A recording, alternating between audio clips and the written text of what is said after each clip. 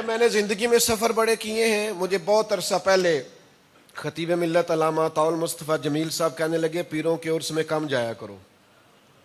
میں نے ان سے کہا حضور کیوں؟ کہنے لگے جہاں کوئی عجیب و غریب گدی نشین ہو وہاں سے بچنا، اس لیے کہ ان کا پروٹوکول ہم سے نہیں ہوتا، ہم نے بڑا پہلے چھوڑ دیا تھا.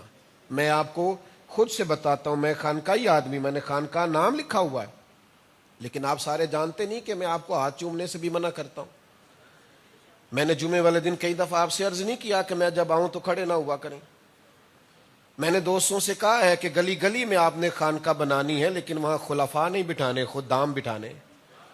طریقت کا اصل روپ لے کے آنا ہے.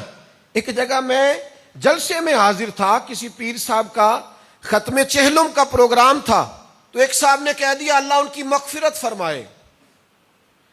کوئی غلطی کمزوری سستی ہو گئی تو معاف کرے، تو سجادہ نشین صاحب ناراض ہو گئے، کہنے لگے بلندیت درجات کہو. میں نے کہا چپ کر بیٹھ جا نیچے. اگر احد کے شہیدوں کے لیے مغفرت کی دعا ہو سکتی ہے تو تیرے باپ کے لیے بھی ہو سکتی ہے. کیا بات کرتے ہیں آپ؟ پڑھیں آپ حدیث و سنت کی کتابیں. کیا حضور شہدائے احد پر جا کے مغفرت کی دعا نہیں فرماتے تھے؟ کیا تم نے تصوف لیا ہے اور کیا تم نے طریقت پائی ہے اور کیا تم دنیا کو دے رہے ہو؟ تم نے اپنی قبروں کو محروم کر لیا ہے کہ کوئی تمہارے لیے دعائے بخشش بھی نہ کر سکے، دعائے مغفرت بھی نہ کر سکے. آپ میں سے جو جہاں سے بھی آیا ہے، میں منبر رسول پر بیٹھ کر اللہ کی قسم اٹھا کے کہتا ہوں میں آپ سب سے زیادہ گناہگار ہوں. جب بھی کبھی رات کو موقع ملے دعا کیا کریں اللہ میرے گناہوں کو معاف کر دے.